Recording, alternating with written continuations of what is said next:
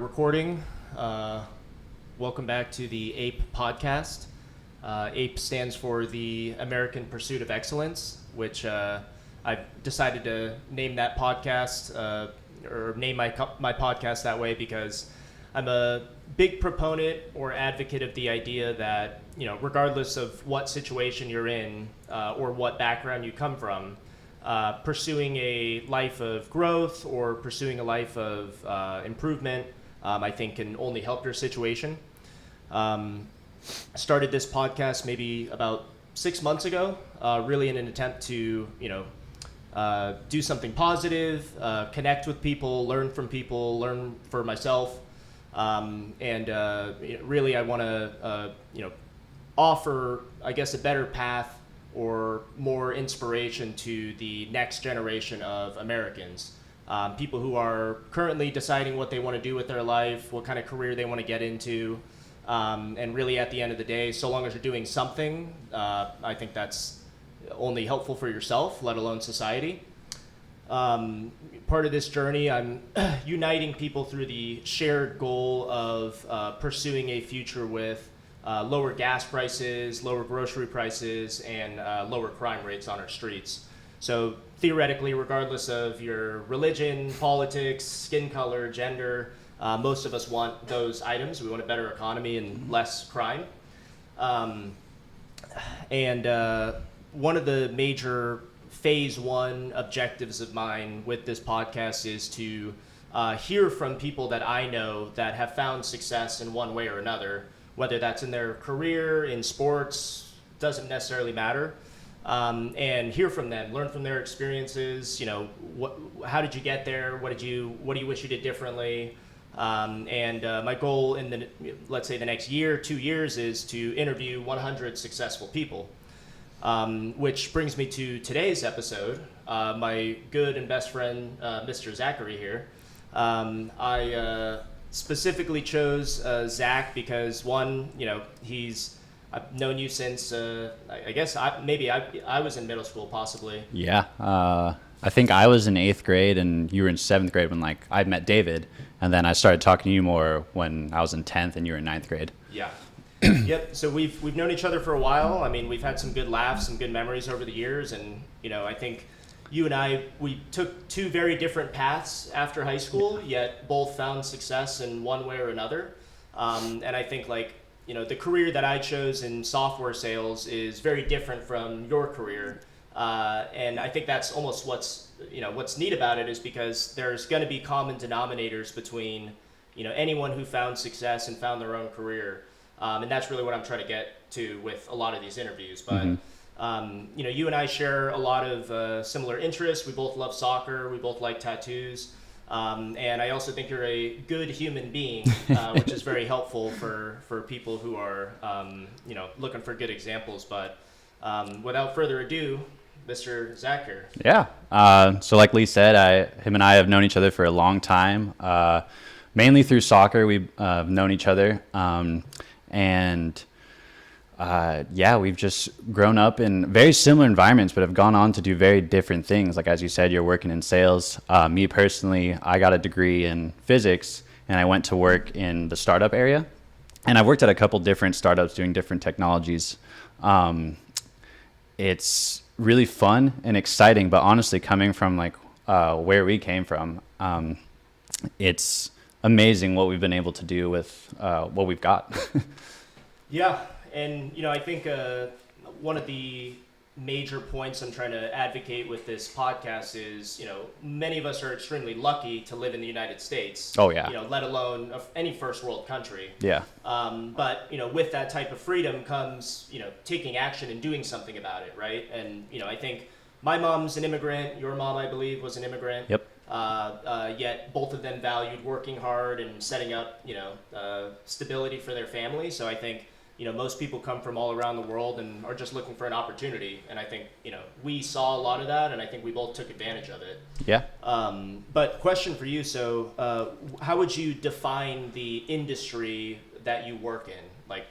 As we're meeting, high schoolers, young adults, try to give them a little glimpse into, what your career is in industry. Yeah, so right now I work in the life sciences. Sometimes people say biotech.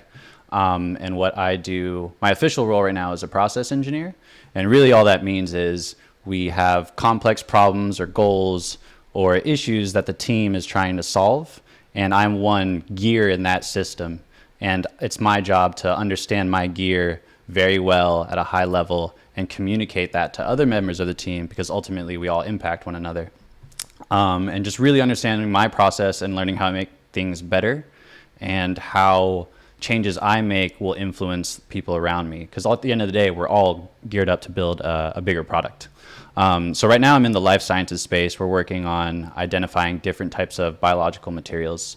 The company I was at before that was a similar space, and then the one before that, another life sciences. But when I first started working, I worked at a nanocarbon company, which was trying to make carbon out of methane gas, so taking all that excess methane in the atmosphere and turning it into something good. So that's just an example of how throughout those different endeavors, I was a process engineer, but the process I was working on was different. Yeah. And do you feel like you specifically got into that career? Did you stumble into that career? Like, did you know since you were a kid you wanted to do it, or? This was getting into where I am today was a series of stumbles and learnings for sure. I guess to back it up even further, like you said, my mom is an immigrant. She moved here from the Philippines when she was 15 years old, and my parents raised me with the intention of, hey, you're going to go to college and you're going to get a good job. Like that, however you get to college is how you do it, but you're coming out of college with a degree and you're going to get a good job, which was, I think, a very noble thing of my parents to want from me. And it was what I spent my first 18 years of life working towards. And to go back to the stumbling part, when I got to college, there's all these things that no one really prepares you for unless you've either had someone go through it or you've had a counselor that was really good.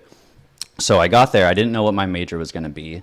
I didn't even know if the college that I went to was good for the majors that I wanted to do. I just went to the one that I chose the school that I went to because it was the one that had the best academic reputation and I could play soccer at. And that's how I chose my school. And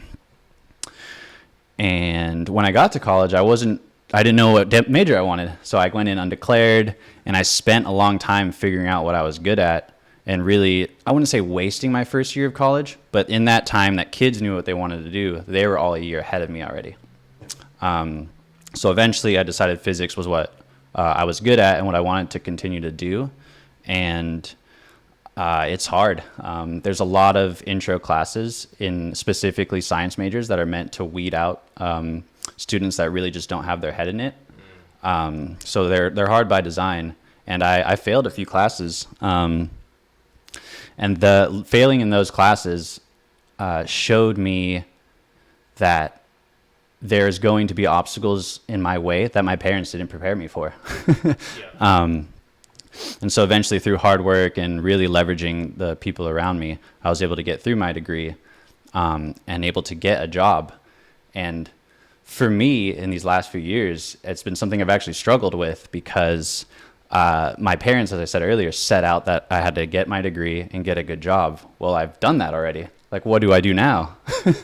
And so I've been wrestling with, I've set out to do what my parents set out for me. And now what do I want to do? And what do I want out of life? And that's a really scary question to ask, especially when you have responsibilities and other things. So, did I answer your question? Sorry. It did, for sure. And it's interesting that you say that, like for physics specifically, that's something that you found was like you were passionate about it, or you just found out of all the classes you were taking, that came easier to you and you thought, hey, I'm going to play to my strengths, take a career in that topic. It's actually really funny how I got into it is, so I was an undeclared major and I needed to declare after my first quarter, I believe.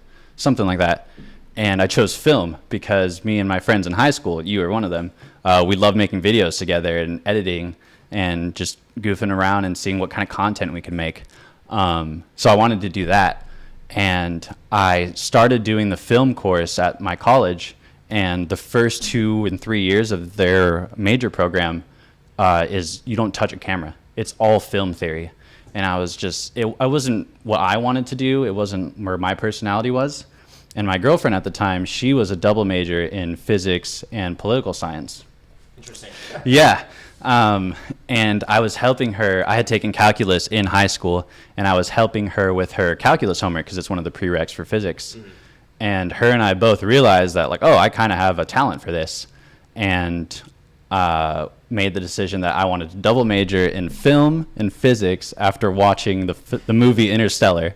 That was what made me switch completely to physics after having these discussions with her. And then as I started just going through the physics courses, I fell in love with it. And I knew that I could do this for the next 4 or 5 years, basically. Yeah. It's interesting because, like, for me specifically, I was horrible at all the science classes. Like, I think I took physics once, and maybe, I mean, I passed, thankfully, but, you know, it wasn't something that really stood out to me. So I'm curious, like, what aspects of physics stood out to you? Yeah. And why I'm asking that is because, you know, a lot of my intended audience, we'll see what, you know, how that turns out, but a lot of my intended audience, you know, a lot of people that I've met, they say, well, you know, I don't necessarily, like, I know that I like some things, but I don't know, I'm scared to pursue a career in that because what if I fail? What if I end up not liking things in a couple years? Yeah. So I'm curious, like, you know, was there something about, other than, you know, it came easy to you, you know, was there, was it the people that you liked? Were there, you know, uncles or cousins of yours that were in that space that kind of, you know, got you excited about it, or? So for me, it was the challenge of solving physics problems was really fun. Because physics problems are really just your word problems in math class, right? It's how fast is this moving? Is it going to travel this distance? And then it gets fancier and crazier as you go up. Eventually you learn about astrophysics and small particle physics and all that stuff. But at the core of it was growing up, I was always in advanced math classes. I was about a year ahead in math. And it was because, for me, math was like a puzzle. And I just love games and puzzles, and it was just another form of that. And then when I started getting into physics, it was a lot harder because it uses math as a tool to communicate what it's trying to do. And so when I was learning physics, I have to learn these higher concepts that are new and foreign to me, really. Because in high school, you get like the intro level to physics of, I don't know, the force equals mass times acceleration, and you do your little labs. And then college, they expand and kick on from that. And so really the relationship between physics and math is physics has a concept it's trying to explain. Math is the way it explains it. So if you don't understand math, you're going to have a hard time understanding physics. That's why math is like a huge prerequisite to physics. And so when I was helping my girlfriend at the time with her homework, it was with the math part of it. And and then we slowly worked into the physics part of things. I'm like, oh, hey, like I can solve these. Like I kind of like doing this. This is pretty fun. And the community around it is everyone has the same coursework, the same exams that you're trying to get through, and everyone, besides 1 or 2 students, is struggling with it. And it teaches you and it forces you to work with one another. Be like, hey, Jeff, I don't understand this. And you get it. Can you explain it to me? And you learn that through your friendships, going through 4 years of a program together. And you'll bond and you'll be like, oh, like this professor, he's so hard, blah, blah, or this TA, he grades so hard. And you really develop a community, at least I did with my major, that was very special and helped me learn. And really, I don't know if I switched a different major, let's say I did computer engineering, if I had that same environment and group, I might like computer engineering and love computer engineering more. Still problem solving. Yeah, it's still problem solving. It's just a different form of it. Yeah. It's just physics is where I landed and felt comfortable. Yeah. Yeah. And there was something that you mentioned there that I wanted to double click on because I'm a big Jordan Peterson guy. I like psychology, I like philosophy, I like history, all that type of stuff. And one of the major things that he teaches people is regardless of what path you're going to go down, pick something and try to get really, really good at it, because even if a couple years down the road you figure out it's not for you, you've learned a lot about yourself in that process. Yeah. So even if it's like, hey, I'm going to go learn how to play basketball as best as I can, you're going to learn where your shortcomings are. You're going to learn, there's some weaknesses that I have to spend more time on. Hey, maybe I need to find a mentor. Maybe I need more, watch more game tape, anything like that. Mm-hmm. And I think the example he uses is, hey, you don't want to go to college? That's fine. Go be a plumber. Yeah. And if you're if you become a really good plumber, you're more than just a plumber. You are good at time management, you're good at communicating, and you learn a lot about yourself, but you're actually doing something about it. Yeah. There's something to be said about the power of repetition for sure. Because I mean, we all, in the college program, you all go through something for minimum 4 years. And to do something for 4 years repetitively, day in, day out, and just slowly increment and improvement on that, you're going to make huge progress. Like I think there's a misconception that people are very talented and that's why they are where they are today. And it's just not the case. Like, it's really hours of repetition and honing your craft and really learning from your failures, being okay with failing, being open to the idea that I will fail and I will seek out this failure because that's where my growth and opportunity is.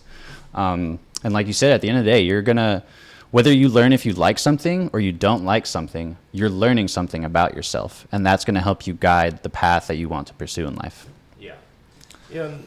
There was, I know you had watched it, but the second interview I did with my friend Adriana, mm-hmm. right? She's world-class athlete. I mean, she's a total tank. Yeah. And her and I really resonated on, there's a book that I usually recommend to people, How Champions Think. Okay. And it was a sports psychologist who came to the same conclusions, over 30 years of research and testing, and talks about even, LeBron James, where it's like, LeBron James, yes, he's talented in many ways, but he works his butt off. Yeah. Right? And, with my friend Adriana, she mentioned that her first few years in that sport, she was like, hey, I was just trying to soak up as much as I could from these other players around me that were bigger, faster, stronger, and work my butt off until I was competitive enough. And, the rest of the story's history. Mm-hmm. So it's always interesting to see that whether, we're talking about sports, career, painting, hobbies. Yeah. He who spends 10,000 hours will get good at said topic. So I think that's a major takeaway for some of the viewers.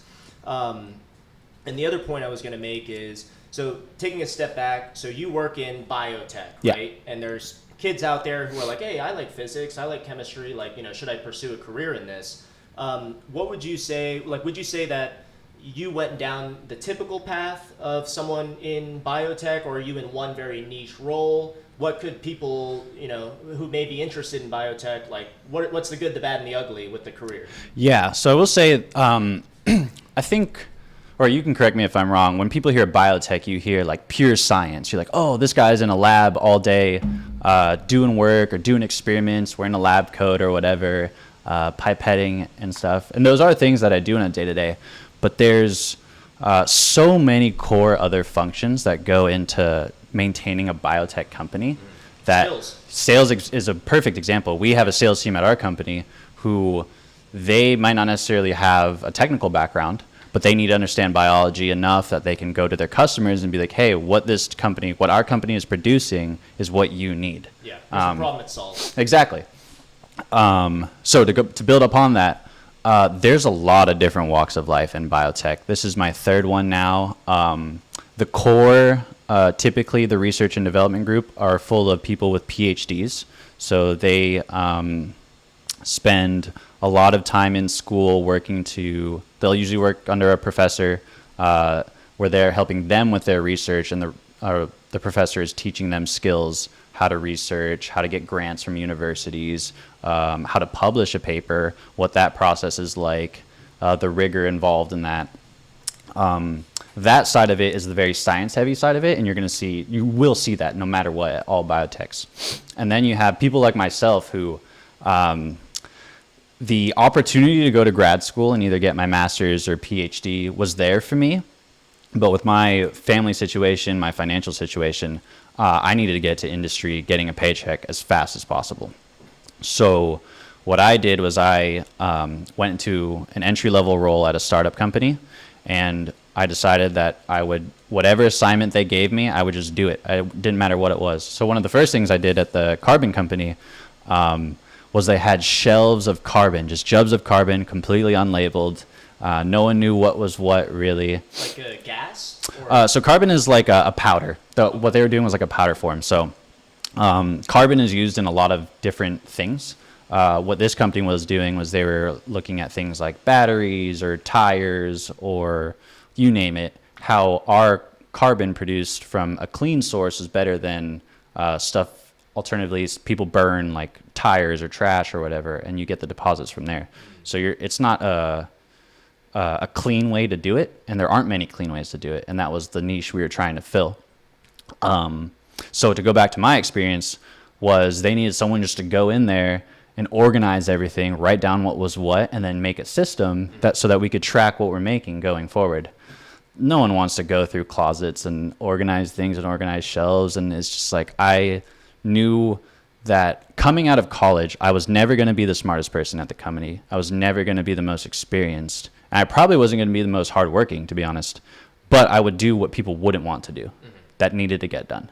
And that was how I was going to make myself valuable to the company. And at each opportunity, that's what I've adopted, essentially.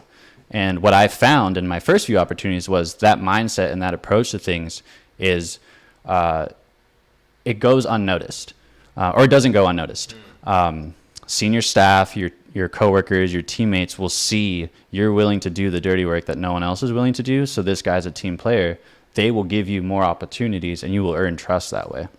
And so just for me, speaking as I don't think I'm the most talented individual out there. I don't think like I'm some special person that can do all these things. So I have to go above and beyond and see what is going to make me valuable. And for me, that was doing the things that people didn't want to do, because eventually I knew that my opportunity to do what I wanted or to grow would come. Yeah. And it's interesting you say that, because most professionals I meet, regardless of the career that they're in, especially when they're starting out, they're doing the grunt work. They have to prove themselves. Yep. And especially when it comes to software sales, like I've been doing that since I graduated college 2019. You know, starting out your first year and a half, it's all, cold calls, cold emails, go do this, go do that. Yeah. People don't necessarily respect you. A lot of people do, of course. Yeah. But it's, every one of my mentors was like, hey, you're in the dirtiest years of your life, do the dirty work, hustle your butt off, and it won't go unnoticed, to your point. And I always feel like, even if I were to think about like someone who's a chef, right? You could make a fantastic meal and be an absolutely incredible chef, but let's say you don't like to clean, you don't like to work with other people. Yeah. If I'm an employer of that restaurant and I want to hire an employee, hey, yeah, this guy's the best chef I've ever seen before, but holy cow, he can't work with other people. Yeah. Well, maybe I'm going to go with this other guy who's a real team player. He's invested in growing. He's willing to do the dirty work. So I think it's important where it's like, even if you are talented about something, have a little humility, because you're going to need that, especially early in your career, or, you may, cap out how much you're growing and developing. Yeah. And there's always going to be someone that's better than you at something until you reach the absolute pinnacle, and then you're operating at a different stratosphere than the rest of us, Totally. Yeah, it's just the willingness to do the hard work, the willingness to be like a good team member. I think it's really underrated in today's age where, rightly so, everyone is an individual and we want to treat ourselves like we're a special individual. And I think that escalates to the point where we want to lead, essentially. Everyone would like to be a leader, I feel like. There are much more people that desire to be a leader than I think are willing to adopt a team member role. But and what I have learned in my few years working at startups is you can't have a team full of leaders. You need to have people that are willing to sacrifice their individual interests for the better of the team. Oh, yeah. Because there's the old cliche, like if you want to, how's it go? If you want to run fast, run alone. If you want to run far, run together, that kind of thing. Oh, yeah. I haven't heard that, but it makes sense. Yeah. I mean, it's just like, when we growing up playing soccer, Yeah. you're forced to do sit-ups with everyone. Yeah. If you're doing it next to your teammate, you're going to be a little more competitive. Yeah. And, And that's a good example too. There's an example of now in my career, I think people are starting to take notice that I can back up what I'm saying. I'm not only a hard worker, but I am a talented individual that is smart and capable. When you see someone like that, doing the dirty work still and exercising. So let's say the star player on the team, he's doing his sit-ups and he's not complaining. You can't complain. You got to do it too, you know? So it's about, there's other ways to lead, I guess, in a team. And the one that I've found resonating with me lately is leading by example, and adopting a good team member mindset and showing other team members and my leaders that if you need me to be a team player, I'll perform that function beautifully. And if you need me to team leader, I can do that as well. And I'll float seamlessly between the two, no matter what, depending on what is best for the company. Yeah. And until I get opportunities to go higher and whatever, I'm going to keep performing in that role, because that's where I'm seeing a lot of growth for myself personally. Yeah, and opportunities will open up, Yeah. right? You know, whether we're in a good economy or a bad economy, especially in a bad economy, employers want good employees, right? So again, even if you're not the best at said skill, you're willing to learn it, and you're going to be, I'd rather have someone like you than someone else, you know, for the next 5 years, let's say. And so I know that, like, you know, taking a step outside of career, let's say, like personality, whether we're talking career, sports, whatever, matters, right? Your mindset absolutely matters. And I know that growing up in high school, you played very, like, the highest level club soccer that was possible to play, right? You played academy, which means you often aren't allowed to even play high school because it's that competitive. Did you find yourself being more of a leader when you were on those teams, or were you more of a quiet guy at the time? Yeah, so it's actually funny that you bring it up, and I don't think we've ever actually talked about this.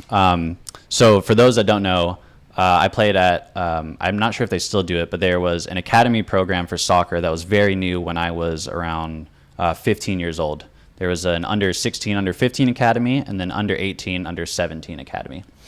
And what it was trying to mimic a pro season at the youth level. And so we had multiple different academies across the country, and you would play your region. And my region was the West Coast. So I would play teams all in California, Oregon, Washington, and then occasionally a team in Texas and a showcase in Florida. And the season was 9 months long to mimic a pro season. So it was a full-on commitment, and they didn't want their valuable players playing high school soccer because they could get hurt. And it was very new at the time, at least. And I remember going up to our athletic director for high school and saying, hey, I'm in this elite program. I can't play high school soccer, but I want to be with my friends, and like while they're still warming up or whatever, can I do that?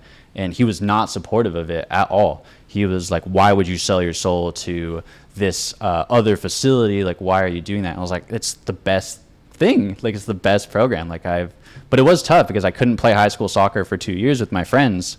Sacrifice. It was a sacrifice. And I was by no means the best player at all. Like, I was struggling to make the bench on game day because there's only for travel games, only a certain number of players can go to save for expenses. So if we took a team bus to Northern California, everyone went, but only 18 could suit up. And everyone was a lot better than me. I didn't have the mindset I have now, so I wasn't putting in work outside of practice. Definitely those other kids were. So as I was making slow incremental progress by being with kids that are good, they were accelerating past what I could ever achieve because I wasn't putting in the work. And so it was a very cool environment to be in because I saw what high-level youth soccer was like, but I didn't get to participate because I wasn't playing. So I did that for about 2 years, hoping I would get the opportunity to showcase. And when I did have my opportunity to showcase my stuff, I wasn't good in the games. I wasn't making a difference. I wasn't impactful in any way. I don't know what that was.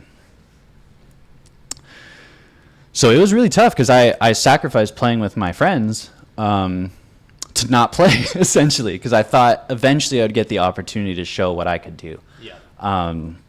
And so what ended up happening my senior year was I was still in the academy program and I still wasn't playing. And I said, hey, I want to play soccer with my high school friends before I go off to college. Because I didn't know where I was going to go at the start of my senior year. I was like, look, I'm not playing. The whole point of this academy team is to get showcased to colleges. I'm not going to get showcased if I don't play. So I asked them to move me down to the lower team. And then, I could start immediately. I could play high school soccer again. And I just fell in love with the sport all over again. So I got recruited pretty late. I was going to showcases towards the end of my senior year, where a lot of schools offered me half scholarships at private universities. And my dad is retired from the military, the Navy specifically, and he had the GI Bill at the time, which paid, I forget the specifics of it. It pays for your tuition, I believe, in the state that you're a resident in. So my dad retired in California, so at public California colleges, my tuition would be reimbursed. So knowing that, only getting a half scholarship at a private university just wasn't economically viable for me and my family, because that schools are insane. it was a half scholarship at a private school was full tuition at a UC, where I already have free tuition at. So that's where I started getting offers, and I would get opportunities to walk on or to play or to prove myself, but none of it was really good enough for me to leave California or to take the leap to a private school. So I said, I'm going to play soccer in college. Like this, no one in my family has ever played collegiate sports. This is what and I love soccer. Like it's just something it's in my blood.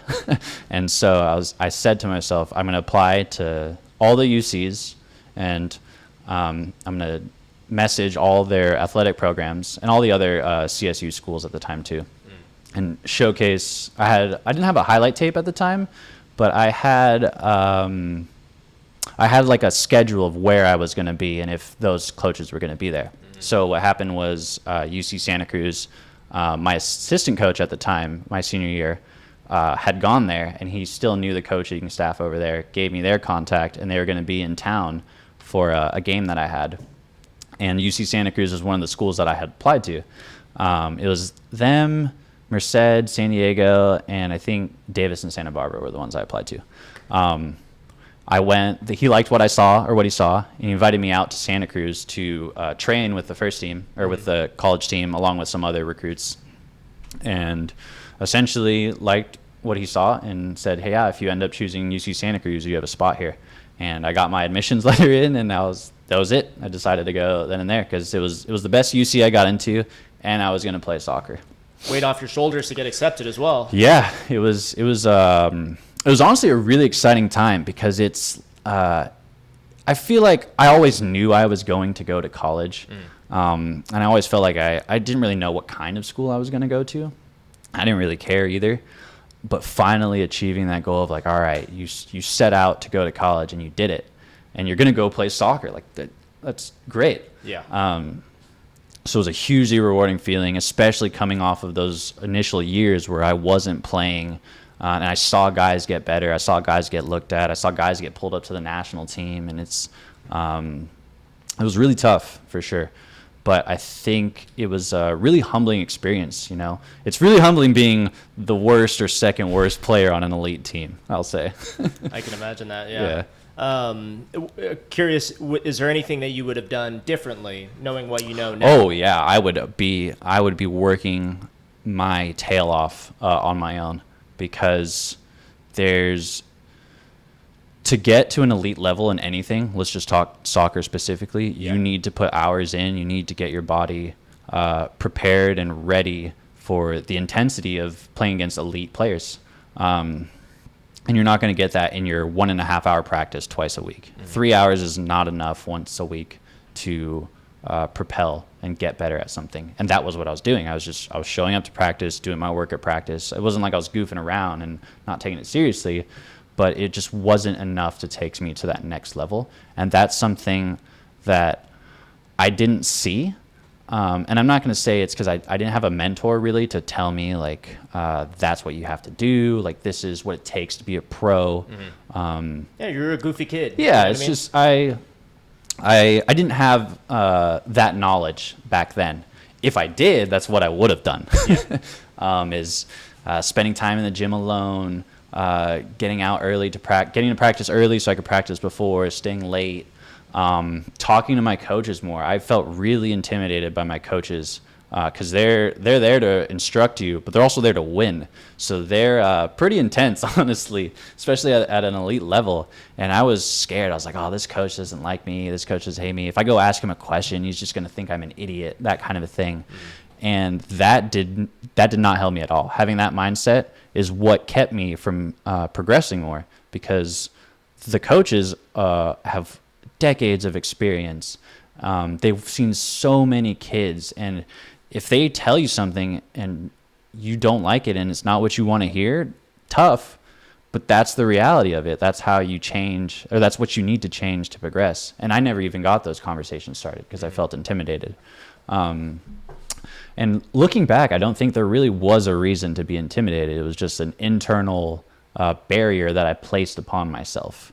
And only now, having gone through what I've gone through, have I realized how limiting that can be.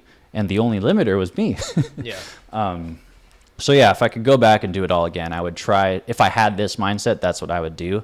And if I didn't, hopefully I would know to try to get to it. Yeah. Yeah. Yeah, and I think we've all been there growing up where you have adults like, hey, eat healthy, do this, and you're like, yeah, whatever, man. Like, Yeah. you feel invincible, right? But I hope that any teenagers out there who are, let's say, really good at soccer, really good at basketball, and they think, oh, well, yeah, I don't really got to think about my future or whatever. Now's the time to bust your butt. Yeah. Use your freedom as a child to, get better, you learn more about yourself. But, if you want to make a career out of soccer, you want to go to college for soccer, bust your butt and do, put in the work. Yeah. And one other thing you mentioned was, you felt intimidated going up to coaches and asking for help, which is an ego thing. You know what I mean? Like, it's like, hey, man, I want to keep my ego, nice and strong because for whatever reason, again, we've all been there, but yeah, I feel like, what was I getting at?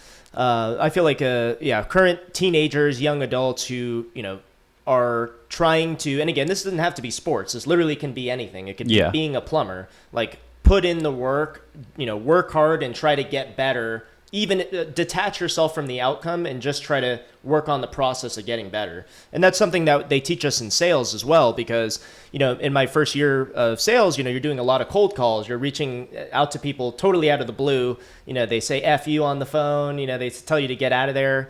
But really it's like, for when I started to get better was when I would detach from the outcome. I would detach, oh man, is this guy going to hang up on me? Is this guy going to do this or that? Well, no, I'm going to detach from that and focus on, well, here's the process I'm going to approach with. If he hangs up on me, he hangs up on me. Yeah. Right? But it was the process that, I had to get accustomed to. Yeah. So you say like the first few times when you detach yourself from it, was it kind of scary and a little intimidating and unknown? And as you did it more often, you're like, oh, this is normal. Like this isn't anything really. What was I so scared for? Yeah. Yeah, I would say so. And that's, I'm a big proponent of stoicism, like stoic philosophy, which is control your controllables, right? And I think we've all been there where you're sitting in traffic, angry, right? And it's like, okay, well, you could be as mad as you want. You're stuck in traffic. There's literally nothing you can do about it. Yeah. So if you get fired, if you get maybe broken up with, whatever it may be, there's only so much you can control. And if you are controlling that or doing your best, if you literally tried your best to pass an exam and you still failed it, you should still feel good about yourself because you tried your best, right? You would hate to not try your best and then fail and then have those doubts about yourself. Yeah. So yeah, I would totally say that that's something that I've both learned in my trying to pursue excellence in my career that transfers over to lifting weights, cardio, anything, right? Yeah. So yeah. And then one thing that I wanted to discuss further with you. So I know that I know a lot of people that went to college that didn't go to college, right? A whole bunch of people. And I myself went down the route of going through community college. I didn't know what I wanted to do. Yeah. I was a goofy kid. So I went to community college. It was significantly cheaper.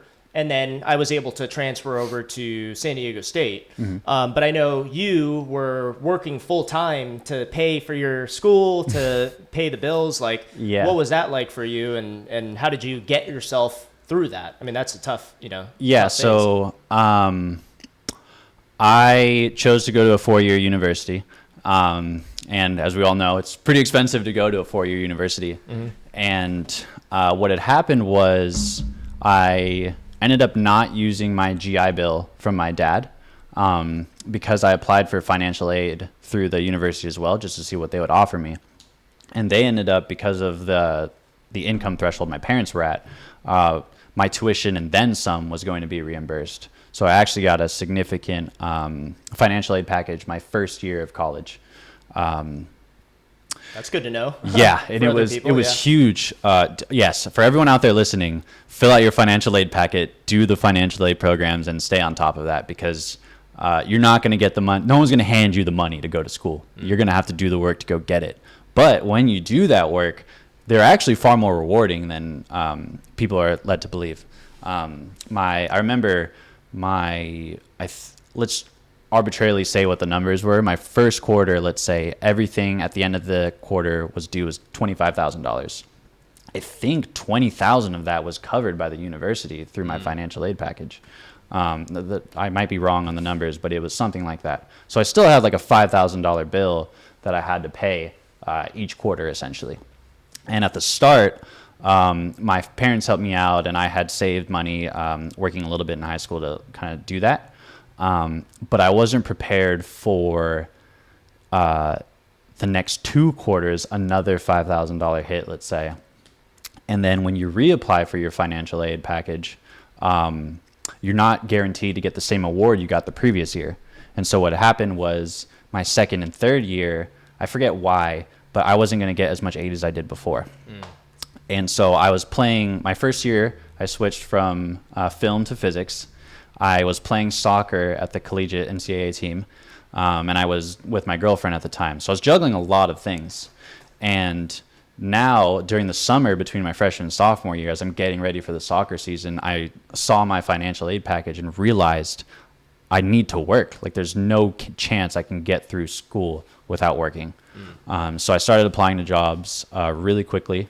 My first job actually was scooping ice cream at an ice cream shop. Out in Santa Cruz? Yeah, out in Santa Cruz.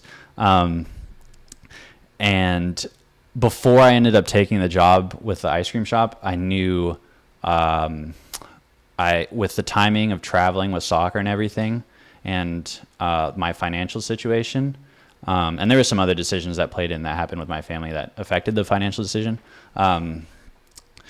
I had to choose, essentially. I couldn't do my major, have a relationship, do soccer, and work. I just, at the time, couldn't do all of them. Yeah, you're still human. Yeah. And I had to pick one to drop, and I picked soccer, to be honest. And it was a really tough decision for me. And at the time, it felt like the right one. Because my rationale was, look, I'm not good enough to go pro. I'm not willing to do the work to get to the pro level. I just really like playing soccer, and I like playing it at a high level. But at the end of the day, is that going to help me in my career and in this major? And the answer was no. So I decided that was what had to be cut. If I were to go back and do that again, I would not make that same decision. Oh, yeah? Yeah, I would 1,000% stick it through soccer. Just take out a bigger loan if needed. Yeah, and figure out different ways. Your youth. Yeah, because I'll just say for me personally, getting out of soccer shape, I have never been able to get back in. Like, I've had injuries or whatever, but because I didn't just stop. Like, I stopped all soccer activities. Like, I would work out and maybe run occasionally, but I wasn't playing soccer for years. And when I came back to do it, the loss in athleticism and the loss in my body was huge. It's like my mind knew exactly what I wanted to do on the field. My body couldn't react fast enough. And that's a horrible feeling. Yeah. Because it's just like, I know what I want to do, and I know that I could do it, but I just can't anymore. And then you're like, okay, to get to that level, it's going to take years of work again to get there. And it's just like, it's years you don't get back, essentially. So yeah, I ended up sacrificing soccer.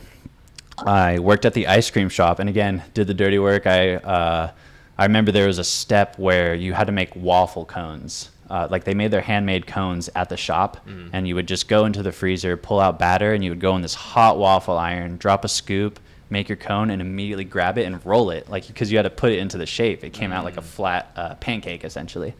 And it was hot, like, it would burn your hands. No one wanted to do it. And I was like, it's not bad. Like, and I'm also alone. I don't have to work with like customers or anything. I'm just chilling. I can listen to a podcast. I'd honestly listen to my lectures sometimes, so I could double duty. And Eventually they moved me, they liked what I was doing, like, hey, Zack can do more than scooping ice cream. And they moved me into their accounting team. And what I was doing was entering invoices in Excel. And it's just another example of just the keeping my head down. Like, I had no intention of going into an accounting team or going and doing accounting as my major, but I could see that opportunity was better than what I was doing. And I was willing to try it out and see, like, I knew from doing that experience, like, hey, I got a pay bump because I'm doing a different job. I have different responsibilities. I'm learning different skills. But this isn't what I want to do. Like, I don't want to enter in invoices and balance books my whole life, I like being a little more hands-on. I like being more involved with things.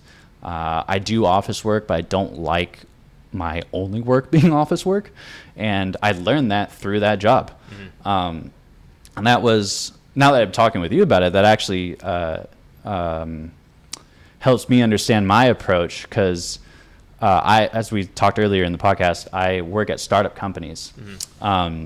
There's a whole other route that you could go, and that's working at big private and or public companies. The Illuminas. The Illuminas, the Lockheed Martins, the Intuitives, Pfizers, Thermo Fisher, all those people.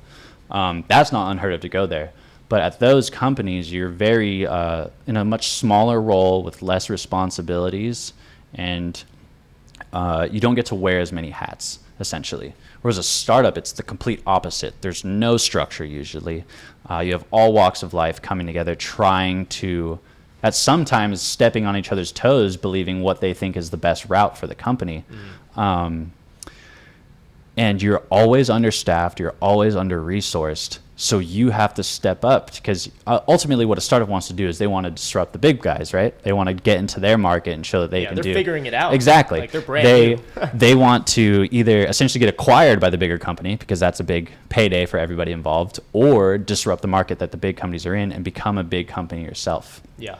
And each of those employees typically become rich, because if that company scales and becomes public, now all of a sudden you own a big portion of that company. So you, on this 30-man team, put in the work, all of a sudden you're a millionaire, which happens in the software space as well. Yeah, and that's honestly the goal that everyone joins a startup for. Is like you're depending on your situation, you might be getting paid less than what you would in the normal industry. Like in my role, I'm usually at a startup I get paid less than what I would at a bigger company. I think in other roles it's a little different. It's the opposite. But I'm here, and I pick startups right now because a lot of startups have VPs, CEOs, other C-suite people, directors that have come from other startups that have been successful, or from bigger companies that they have helped maintain. And they are 1 or 2 employee levels separated from me. If I was at a bigger company, I would have whole departments in between me and the CEO, and I'd never talk to the CEO ever.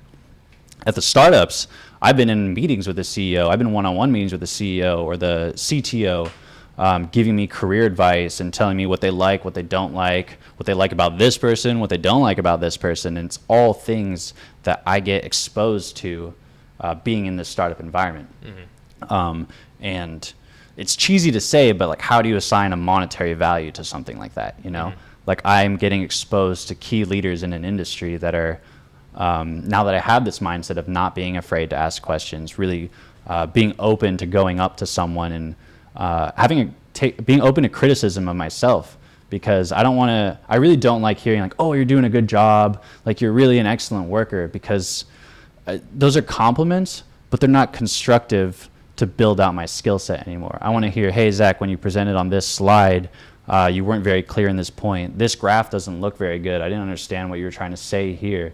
Those are things that I love hearing, because that's what's going to help me grow and really learn. I'm going to get better, and then I'm going to see what I'm not good at again, and then I'm going to keep getting better. And then once you address your holes, you're going to find other holes, essentially.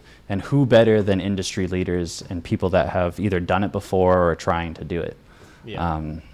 So that's why I love the startup environment so much, is that I haven't gone to a bigger company, so I don't know, but what front I've heard is it's not like that. Yeah, I know. Very similarly with the software space, it's similar in a sense that Like when I graduated college, a lot of people were like, oh, I want to go work for Salesforce or ServiceNow, all these huge companies, because it's great on your resume, which is absolutely true. However, what I've learned, because I have spent time at both big companies and small companies, but it's exactly what you said. When you're at a big company, you feel like a very tiny part of this, this mission, supposed mission. You don't have a relationship with the leaders. They don't know who you are. A lot of different teams have their own agendas and their own priorities, versus at a startup, there's a lot less of that fluff and all that, kind of, unnecessary nonsense, in my opinion.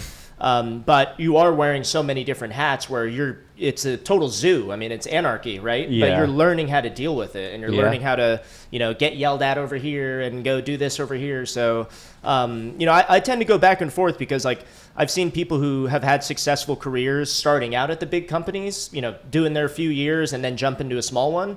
And then I've also seen the other way around, where people start off at a small company, they learn so much and they just become this sharp salesman, where they can go to a big company now if they want, because they literally have the resume and they've made good money. Mm-hmm.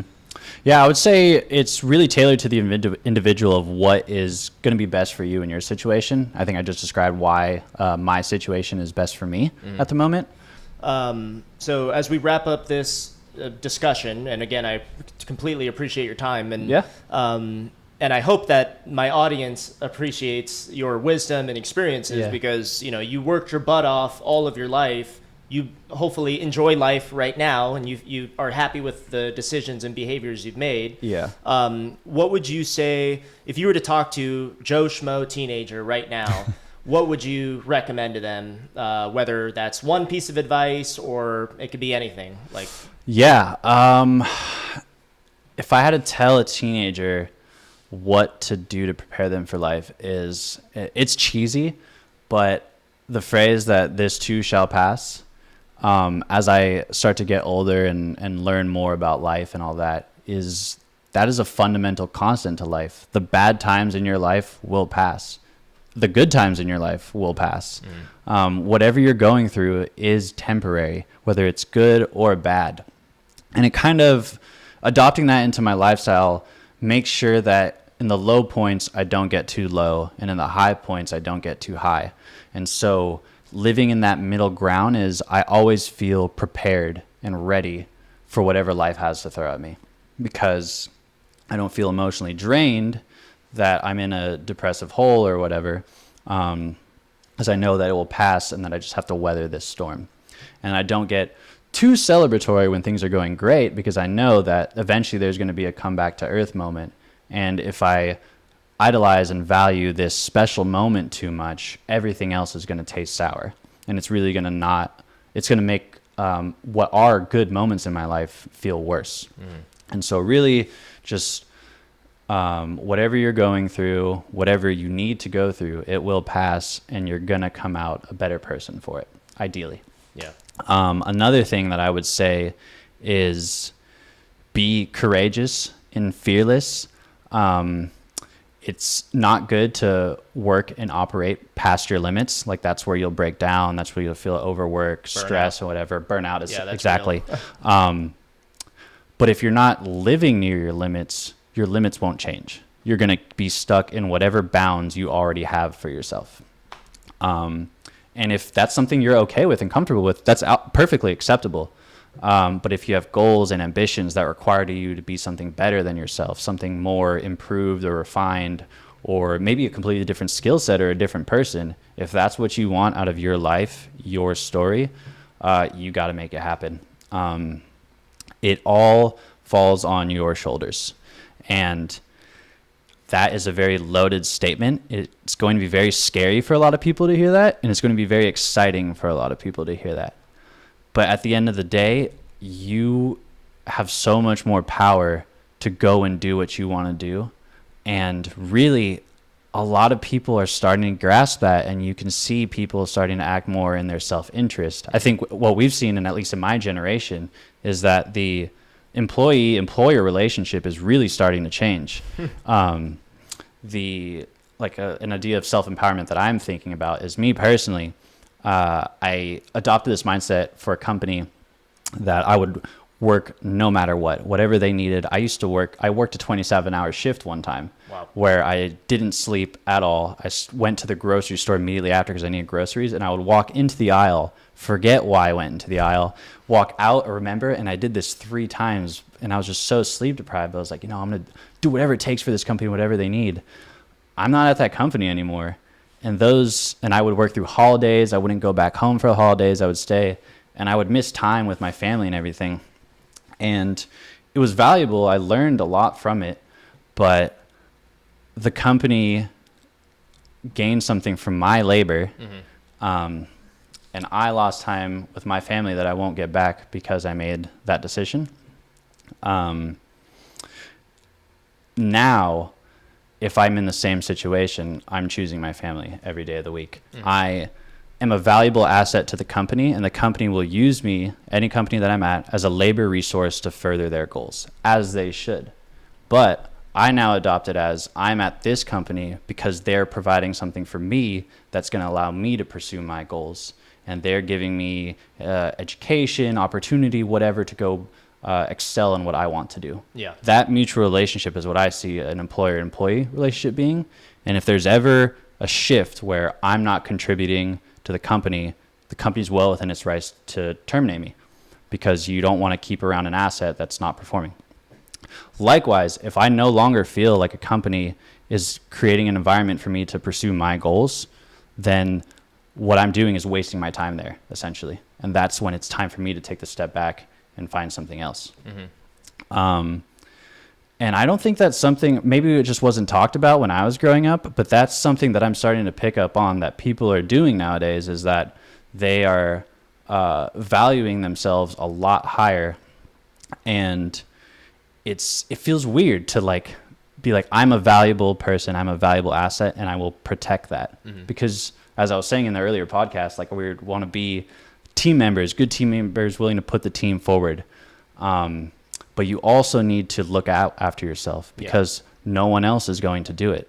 And you, to further your goals, further your ambitions, and to really be what you want to be and get out of life, it is on your shoulders. So that's what I would say to someone kind of starting their chapter in their life where they're going to assume responsibility for their day-to-day, is be fearless, be courageous, and it's all on you, man. Yeah, I love it. Yeah. Things will be tough. Toughen through it. Problems they will pass. Yeah. Value yourself and make sure you're prioritizing the right things in life, which I'm a big believer. Yourself, your mindset, or your mental health and your family should be at the top of that priority list. Yeah. Because without those two, you don't have. It's hard to have a career. It's hard to get outside. I mean, all that type of stuff. Yeah. And it's one of those things where you went through it. It's one of those things that you look back and think, I would have done that differently. I have a bunch of those, not necessarily regrets, but lessons learned, right? Yeah. It's like, hey, I'm glad it happened, but I would never do that again, right? Yeah. And I think the major takeaway there that, really does align with any career that you're at is, failure is inevitable, and you literally just have to toughen up and try your best to get through it, and you won't win everything. You know what I mean? Yeah.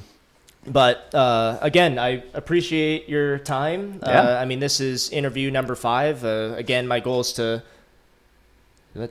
Oh no, we're still good. This is interview number 5. For anyone who's watching, this is my good friend Zack. Yeah. He's a hard worker. He comes from a multicultural background. His mother's an immigrant, which I'm a big believer that instills a work ethic. Oh yeah, in a lot of people. Yeah. We didn't get to touch on it too much, but my dad. I guess how my parents met. My parents met in Hawaii. My dad was in the Navy, and my mom, I think she was living in Hawaii for about 10 years at the time. Both of them came from really tough, hardworking backgrounds, and it really shaped how they raised me. And it's a different struggle when you see your parents struggling, and they're trying to provide for you, and you see them doing their best, and they make mistakes, and I realized as I got older that my parents are just people too. Like, you view your parents as a superhero at times. Like, oh, this person's watching out for me. They're capable of this. Mom and dad have the answers. And And then as I've gotten older, and I think like I'm starting to get to the age where like if I want to start a family like within the next 5 years, it's a real possibility for me. Just imagining myself having 2 children right now. My parents were 24 and 26 when they had me. I'm 27 now. No shot could I do it. Like what? It's crazy. Well, I could do it. I would figure out a way to do it. It's a different era. But just knowing what I'm trying to achieve, my personal goals, and then knowing I would have to care for someone else and other responsibilities that I'm responsible for, that's a lot of pressure to take on and a lot to handle.